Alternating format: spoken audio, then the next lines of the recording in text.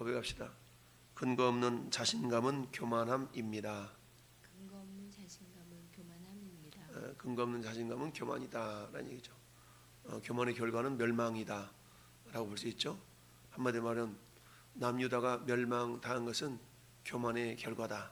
오늘 본문을 보면 그렇게 우리가 이해할 수가 있습니다. 여러분, 어제 1절부터 10절까지의 상황은 유다의 과거와 현재를 아주 대조적으로 이렇게 묘사하고 그야말로 패역한 백성들의 모습을 들춰냈다라고 말할 수가 있습니다. 그리고 이러한 상황이 그야말로 그 원인은 한마디로 오늘 본문의 종교 지도자들의 죄악 때문이다. 그런데 종교 지도자들, 오늘 본문의 12절 말씀 보면 대적과 원수가 예루살렘 성문으로 들어갈 줄은 세상의 모든 왕들과 천하 모든 백성이 믿지 못했다. 아니 어째 이런 일이 날 수가 있지?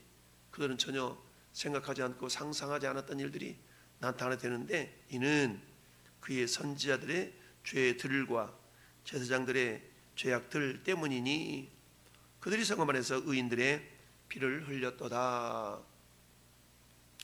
자, 선지자들의 죄와 제사장들의 죄악 때문이 아니고 복수로 설명하고 있어요. 죄들과 죄악들 때문이니 라고 복수로 표현하고 있는 것은 그만큼 이들의 잘못된 그런 모습들이 아주 그냥 풍성하다라는 것을 역설적으로 표현하고 있습니다. 여러분, 11절은 여호와께서 그의 분을 내시며 그의 맹렬한 진노를 쏟으시며 시온에 불을 지르사 그 터를 사르셨도다. 시온, 이스라엘의 핵심 거주지인 예루살렘을 상징하죠. 예루살렘 성읍이 어떻게 됐어요? 보니까 불을 지르사 그 터를 사르셨도다. 누가? 여호와께서. 예루살렘 성읍을 무찔러서 멸망시킨 것은 바벨론이지만 하나님은 이 결과를 우리 하나님께서 친히 하셨다라고 말씀하고 있어요. 여호와께서 분을 내셔서 맹렬한 진노를 쏟으시며, 맹렬한 진노가 우리 하나님이 직접 쏟으신 것이 아니고 바벨론이라는 나라를 들어서 남유다를 치셨죠. 여러분, 오늘날에도 마찬가지죠.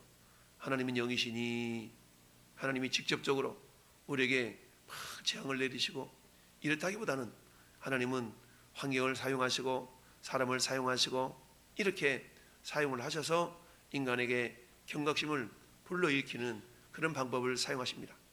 그런 어때요?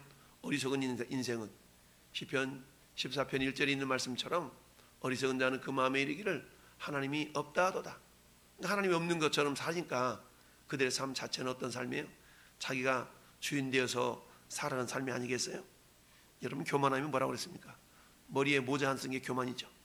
머리에 모자 안 쓴다는 얘기는 한마디로 말하면 내 머리 위에 아무도 없다. 곧 이는 내가 대장이야. 그러니 어때요? 내 뜻대로, 내 마음대로, 내 거야. 나. 마치 에스겔서를 통해서, 이사야서를 통해서 주님 말씀하셨던 것처럼 두로와 바벨론 왕의 교만함을 사단으로 지칭하고 있지 않습니까? 내가 하늘 위에 올라 내 자리를 무별 위에 내 보좌를 세우리라. 내가. 이게 교만의 극치죠. 결국 그 일 때문에 바벨론도 역시, 그리고 두로 왕도 역시 멸망하게 되었던 것을 성경은 말씀하고 있습니다. 참, 하나님께서 분노하시고 맹렬한 진노를 예루살렘에 쏟아 부었다. 그 결과로 재앙이 임하고 예루살렘이 멸망을 당했다라고 말씀하고 있습니다. 그런데요, 영적인 감각이 무뎌지니까 그것을 하나님의 심판으로 받아들이지 않았다라는 얘기죠. 여러분, 우리가 영치, 우리가 눈치코치 플러스 영치라는 것은 영적인 감각을 말하죠. 영적인 감각이 무뎌지면 그것을 하나님이 나를 향하신 간섭으로 여기지 아니하고 재수가 없어서 어쩌다가 우연히 이런 식으로 우리는 그저 넘기기가 일쑤입니다. 12절은 대적과 원수가 예루살렘 성문으로 들어갈 줄은 세상의 모든 왕들과 천하 모든 백성이 믿지 못하였도다. 그러니 본인들도 정작 그 140여 년 전에 북쪽 아수리에서 북쪽 이스라엘이 멸망당하고 예루살렘 성읍이 그야말로 위기 상황에 이렇게 봉착했을 때도 예루살렘은 살아남았잖아요. 그런 모습을 보면서 유다 백성들이 생각했던 것이 뭡니까? 우리는 괜찮을 거야. 우리는 아무 일 없을 거야. 라는 그런 근거 없는 자신감. 여러분, 근거 없는 자신감을 줄여가지고 세 글자로 근자감이라는 단어가 있는데, 이 근자감이라는 단어는 국어사전에서 등재된 신조어입니다. 근거 없는 자신감. 이 근거 없는 자신감, 오늘 우리 가운데도 이러한 근거 없는 자신감이 혹시 있지는 않은가 돌아봐야 됩니다. 나더러 주여 주여 하는 자마다 다 천국에 들어갈 것이 아니오, 하늘에 계신 우리 아버지 뜻대로 행하는 자라에 들어간다. 여러분, 우리 그리스도인들, 특별히 기독교인들에게 있어서 단점 중에 한 가지가 뭐냐? 보통 우리는 구원론을 이야기할 때 칼빈주의와 알미니안주의를 얘기합니다. 칼빈주의, 한 번 구원은 영원한 구원, 맞는 말이지만 또 틀린 말이기도 하죠. 한 번 구원은 영원한 구원입니다. 그런데 그것은 뭘 뒷받침이 되는 말이어야 됩니까? 말씀대로 내가 살아갈 때 이런 의미가 담겨져 있죠. 근데 마치 나는 이제 예수 믿었으니까 난 증서 하나 가지고 있어, 이 증서만 가지고 가면 내 삶이 개판으로 살든 어떻게 살든 나는 천국에 들어갈 수 있어, 이런 왜곡되어진 신앙관 때문에 우리 그리스도인들이 세상 속에서 빛이요 소금으로서 역할을 제대로 감당해내지 못하고 있는 그런 모습들이 없지 않아 있습니다. 여러분, 믿음과 행함이라는 것은 동전의 양면과도 같다라고 말씀드리죠. 로마서가 믿음으로 구원을 얻는다, 믿음으로 구원을 얻는다 라고 믿음으로 구원 얻음을 말씀하고 있죠. 맞습니다. 그런데 야고보서를 보니까 향음이 없는 믿음은 죽은 것이다. 죽은 믿음, 죽은 믿음. 여러분, 믿음이 죽어 있는데 천국 가겠어요? 못 가죠. 그래서 어떤 신학자는 이 야고보서를 지푸라기 서신이다라는 말까지 하면서, 왜? 행함으로 구원받는다, 행함이 있어야 구원받는다라는 그런 뉘앙스로 우리가 받아들일 수 있기 때문이죠. 그런데 다시 말씀드리지만 여러분, 믿음이라는 것과 행함이라는 것은요 동전의 양면과 같다는 얘기죠. 그건 뭘 말하느냐? 믿음이 있다면 행함이 따라온다는 얘기죠. 물론 행하려고 해도 따라오지 못하는, 내 행동이 미치지 못하는 그런 모습들은 몸부림친 가운데 내가 내 자신을 발견하는 그런 모습이어야 되지, 아무런 시도도 하지 않냐고 나는 믿었으니까 이런 삶을 우리가 살아가서는 안 된다는 얘기죠. 12절의 말씀이 그 말씀입니다. 대적과 원수가 예루살렘 성문으로 들어갈 줄은 세상의 모든 왕들과 천하 모든 백성이 믿지 못하였어. 그리고 그 성읍에 살고 있는 유다 백성들도 이걸 믿지 못했던 것이죠. 근거 없는 자신감만 휩싸여 있었던 겁니다. 하나님 이것을 모르실 리가 없죠. 여러분, 특별히 이 이스라엘 백성들을 영적으로 지도해야 될 제사장 선지자들이 어때요? 오히려 그들이 죄악을 품고 하나님의 말씀대로 행하지 못하는 그런 어리석음과 미련함을 보였던 것입니다. 그의 선지자들의 죄악, 선지자 역할은 뭡니까? 하나님의 말씀을 받아서 그 말씀을 제대로 가르치고 양육해서 그들이 바른 길로 걸어갈 수 있는 그런 역할을 감당해야 되는데 그러지 않았다는 얘기죠. 그게 죄예요. 둘째, 제사장들의 죄악. 제사장들은 역할이 뭡니까? 백성들 하여금 우상 숭배를 벗어나서 하나님을 전심으로 예배할 수 있는 예배의 주관자 아니겠어요? 그런데 이들이 죄악들이라는 것은 백성들로 하여금 하나님 온전히 예배할 수 있는, 이 시대는 제사니까 제사할 수 있는 그런 모습들로 양육하지 못했다라는 얘기입니다. 오늘날 그리스도인들은 많은 경우 편한 것을 추구하려고 하는 경향이 있지 않습니까? 좋은 시설, 좋은 시스템.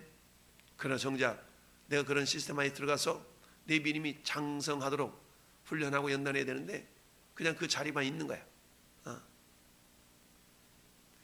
선지자들의 죄악과 제사장들의 죄악 때문이니 그들이 성읍 안에서 의인들의 피를 흘렸더라.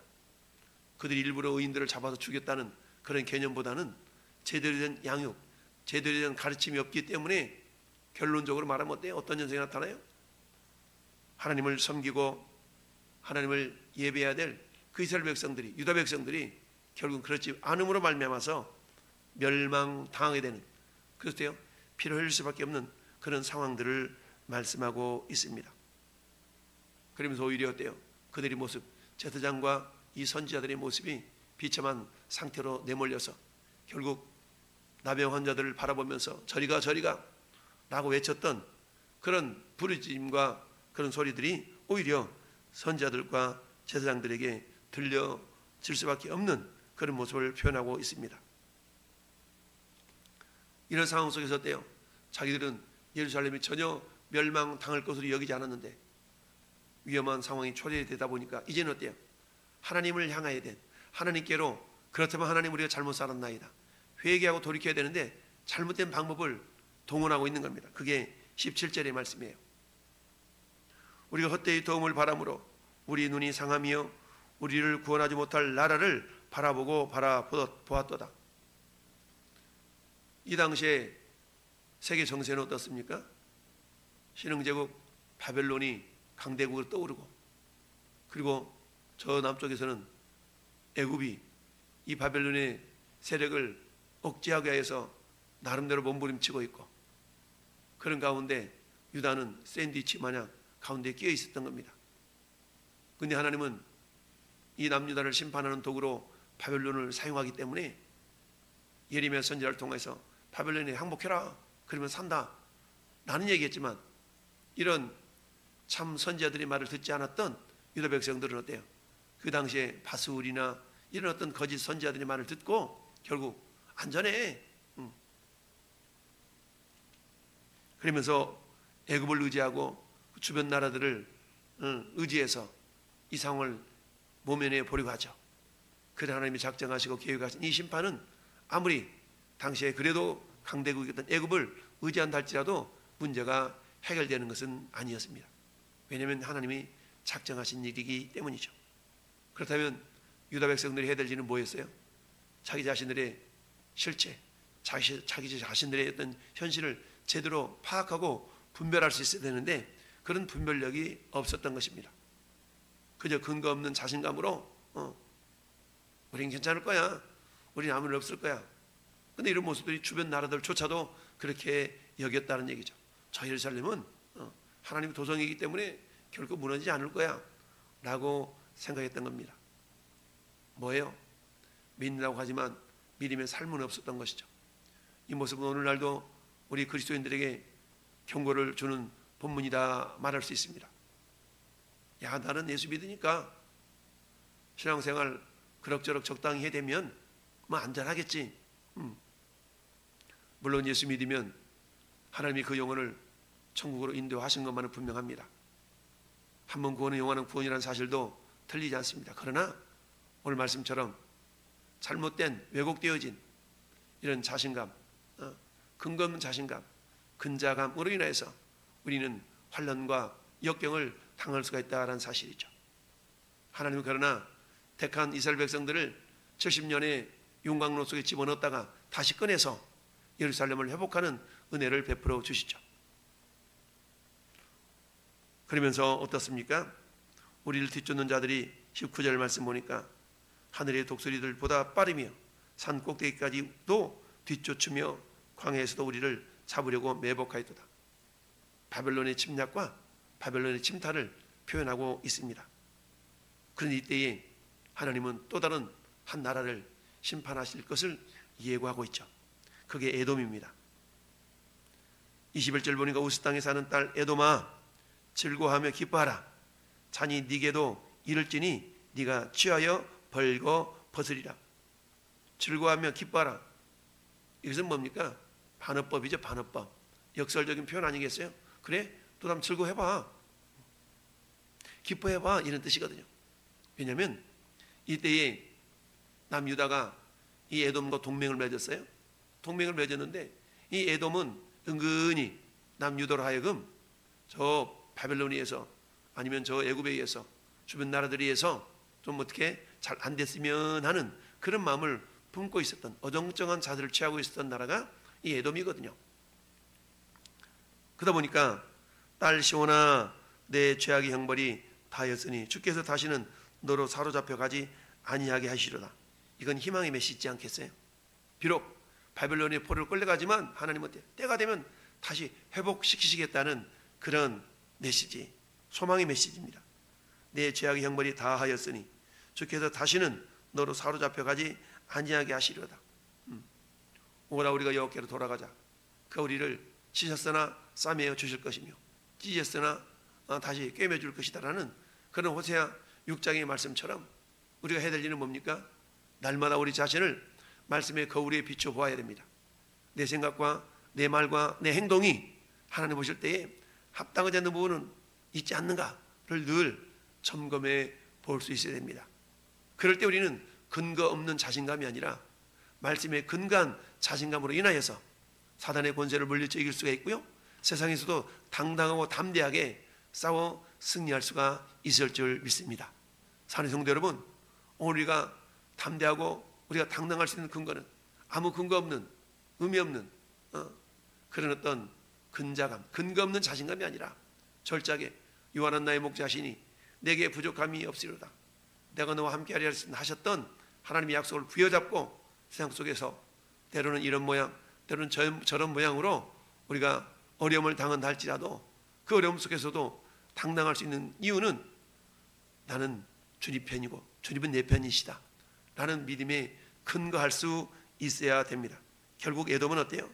딸 에돔아, 주께서 내 죄악을 벌하시며 내 허물을 덜어내시리로다.